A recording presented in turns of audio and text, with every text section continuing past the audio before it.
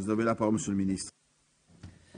Merci, Monsieur le Président. Alors, Madame, Monsieur le député, effectivement, un projet de toute première importance. Vous avez rappelé que depuis plus de 30 ans, on attend un projet. Pour la première fois, il y a une proposition qui est sur la table.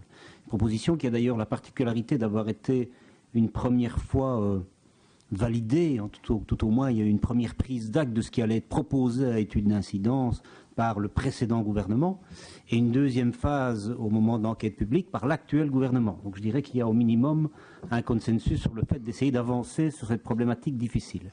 Alors comment les choses se passent-elles ? On doit d'abord faire inscrire au plan de secteur une zone de réservation, sans définir très précisément comment on va travailler ensuite.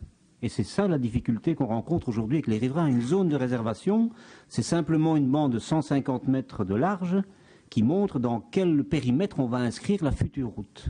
Et les gens aujourd'hui jugent l'étude incomplète puisqu'on ne dit pas encore quelle partie va être enterrée. Or, il y a des parties qui vont être en tranchées couvertes ou semi-couvertes. On ne dit pas encore aujourd'hui quel sera le format exact, alors qu'on a affirmé que c'était 2 fois une bande de chaque côté, mais ça ne transparaît pas dans le dossier actuel puisque ce n'est pas ce qui est aujourd'hui soumis à étude d'incidence. C'est uniquement la zone de réservation, c'est-à-dire le futur tracé, le périmètre dans lequel va s'inscrire la route.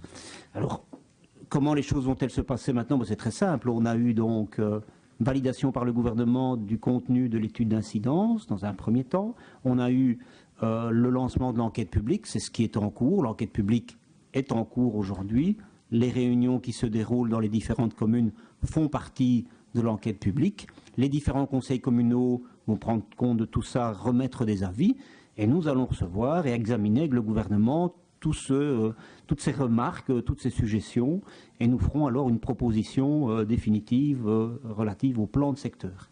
Et ensuite seulement viendra la demande des permis, et là on pourra examiner très concrètement qu'est-ce qui est couvert, ce qui ne l'est pas, quelles sont les dimensions, comment est-ce qu'on travaille lorsqu'on traverse certaines zones boisées. Tout ça pourrait être examiné dans la demande suivante qui fera elle aussi l'objet d'un travail environnemental, d'une étude d'incidence, et qui fera aussi l'objet de nouveau d'une enquête publique. Donc le processus est encore long.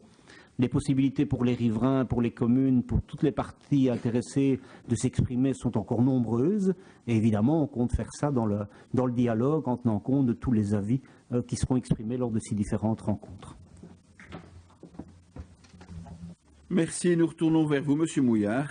Oui, merci Monsieur le Ministre pour cette réponse très précise et qui nous informe très clairement sur l'avancée du dossier. Et je pense que le travail devra se faire également en dehors de l'enceinte du Parlement en termes d'information, parce que, encore une fois, je le dis, je peux comprendre que la population concernée soit inquiète lorsqu'on parle d'une zone de réservation.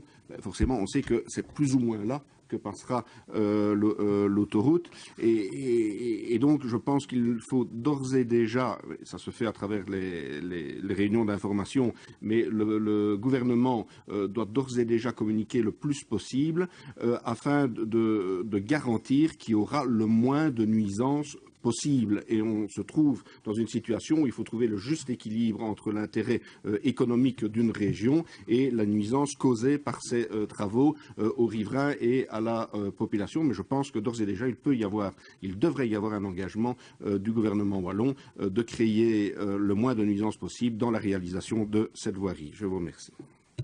Nous tournons vers